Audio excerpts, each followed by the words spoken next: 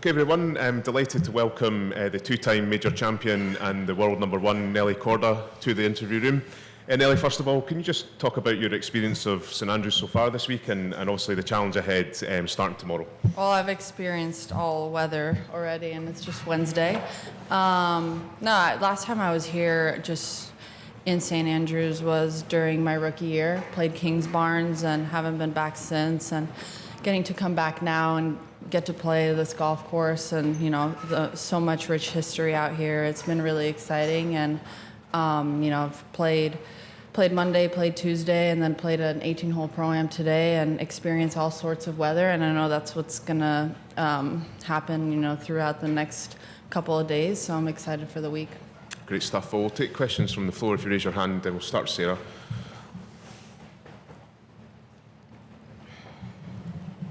Hey Nelly, AIG Women's Open is a place that you've actually had some success quite a bit in the past 2 years. What's been the key for you at this kind of golf and playing like style golf? In a sense, you can prepare all you want. You can play Monday through Wednesday, but then, it's all about the weather and taking it a shot at a time and being very present. And it's also fun because it's a different creative side to golf where, you have to work the ball sometimes more than you're used to, and you're hitting different shots, bumps and runs. It's just a little bit more creative, and for me, that's fun to do. So I have a lot of fun with it. Obviously, you took last week off after the Olympics. How have you kind of reset, refocused, and readied yourself for another major tournament this week at St Andrews? Yeah, I went home to Prague, saw my family, and that's always the best for me, seeing everyone at home, seeing my grandparents, saw Grayson with Jess too. So that's always a nice way for me to kind of reset and get back into it after that. Okay, Beth Annan, just in the second row. Can you just describe what it felt like teeing off #1 for the first time and coming up 17 and 18 as well? Yeah, I played the back 9 on Monday, and then I played the front yesterday for the first time. And for me, more of it was coming down 18, and the views there is spectacular. I don't know, when was it, 2 years ago they hosted the men, or 3 years ago? And yeah, getting to see that on TV and knowing that we were going to be here this year, I was really excited for it. And just the rich history out here and getting to play it ourselves and is going to be such an amazing week. Was there a moment when you found yourself enjoying these conditions? Was there a turning point in your LPGA career where you started to embrace the challenge of this?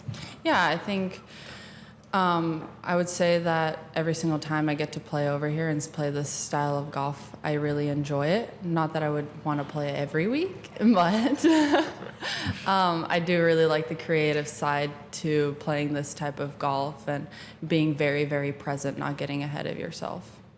Okay, just get the microphone to Brentley in the front there.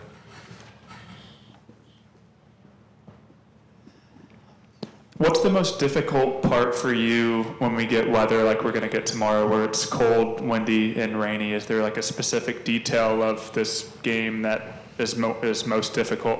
For me, it's actually staying warm and being able to feel my hands, because that's usually why I have gloves. Even when it's not really necessarily too cold, I stick my hands in the gloves and I have hand warmers in there. So staying warm and staying loose and not kind of tightening up and being able to kind of commit to your shots. Okay, Martin. Hi Nelly. Earlier in the year you were on fire, almost unstoppable. How do you sort of describe your game then to now in terms of how your performance you feel you're playing? Yeah, I think that's just life in general, or, sports. You're never going to just shoot straight up. You're going to go up, you're going to go down. And I think the best part of the downs is that you learn so much about yourself, and it's always a learning opportunity, and I enjoy that. And I always think of everything try to think of everything in a positive mindset. And now, compared to the start of the year, obviously I've had some finishes that weren't the best, but at the end of the day, I'm still learning and I'm still getting better from it. Previous appearances in this event, which one do you really take most sort of inspiration from coming into this week? Sorry, repeat it? Your previous appearances in this event, what one do you feel you can sort of take most from to help you this week? I don't know. I feel like every British that I've played has played completely different. I would think maybe if they're expecting that high of wins, I would say maybe Troon when we played was really, really high wins. And the difference out there is that one part of the golf course when you're going out on the front nine is one way and the back is coming a different direction. So you're playing a majority of your front nine in one direction, back in the other way. But I would say that would probably be similar wind conditions. Okay, Bethan, again. You mentioned in Paris the difficulty of not compounding errors and something that you're working on of late. Is that something that you have a conversation with Jason about or Jamie, in terms of strategy? Yeah, I mean, I think when you get into those situations, you're trying to kind of climb out of them in a sense. You're gonna make mistakes at the end of the day. I'm a realist.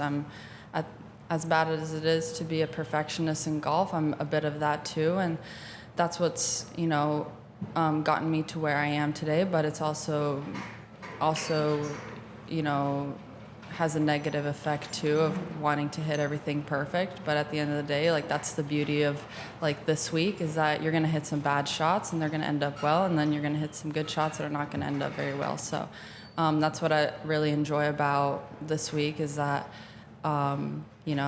you really have to stay really present and you can't get ahead of yourself. And at the end of the day, you get to be really creative with the game of golf too, which we don't get to do that on a lot of golf courses where you're aiming 20 yards left of your target and trying to play a major fade into the fairway and trying to avoid bunkers and all of that. What would it mean to you to win at this iconic place? Yeah, I mean, it would be obviously a dream come true to have my name etched into the history, but at the end of the day, I'm just going to focus at one shot at a time and not think of Sunday. I'm just going to think of my first tee shot on Thursday. Okay, and say it again. You said you've been learning a lot. Maybe what have you learned from not only like the incredible stretch that you went on earlier this year, but even in this recent stretch when it's kind of been maybe in a little bit of a lull or maybe not what you've wanted? Probably to enjoy every moment. I mean, we play a sport that rapidly, continuously, you move on to the next thing. So to enjoy every moment and to enjoy the lows as much as the highs and to lean on the people around you. Okay, Martin again. Nelly, you're going to have to wait to the weekend to get some youngsters here because the schools go back tomorrow, but there'll be plenty here at the weekend.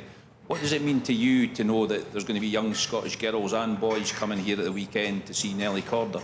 That's probably one of my favorite things about playing tournaments is seeing all the young girls and boys come out and follow and tell me that, I'm their role model or I'm the reason that they've picked up the game of golf, because I had role models too that made me pick up the game of golf. Obviously one is my sister, but I've had so many other ones too. So hopefully I have a positive impact on their life and they love the game of golf as much as me. Louine? Nelly, when you're playing such a serious game as golf, how important is family to you and to have them around as often as possible? Yeah, I mean, I think not just family, but having a great support system when it comes to friends, your own team around you is super important. And I'm super grateful to have an amazing team around me and an amazing family. And I would say it's very important to also recharge your batteries. And those are the people I have around me. Those are the people that recharge my batteries. Okay, Alex. Yeah, Nelly, this course has been around for Hi, so long sorry. that the men kind of feast on it when they come here. Obviously, it's a little different for you guys. Can you talk about how you attack this golf course and what you like about this golf course and what you may not like about this golf course? I would say the way you attack this golf course is by not being in any of the bunkers. They're very penalizing, and I think the one way to approach the mindset of this week is that you have to really concentrate on really good tee balls off the tee and making sure that you're in the fairway so you're not in one of those bunkers because it's an automatic pitch out. I mean, you can't go for the green. I mean, I love the history of the golf course. So far, I've really enjoyed playing every single day. I don't have anything bad to say about it. Chris, just on the left-hand side. Nelly, you're playing with Lily Avu, the defending champion, and Charlie Hull on the first 2 days. Just wanted your thoughts on that grouping. Yeah, I mean, Lily and I have definitely played a good bit of golf. We actually played our practice round on Monday together, and then I love playing with Charlie. She's always super entertaining to be around, and I would say she's a pretty good friend out here too. Any further questions? Okay, if there's none, we'll just bring things to a close. Thank you, Nelly, for your time, and best of luck this week. Thank you.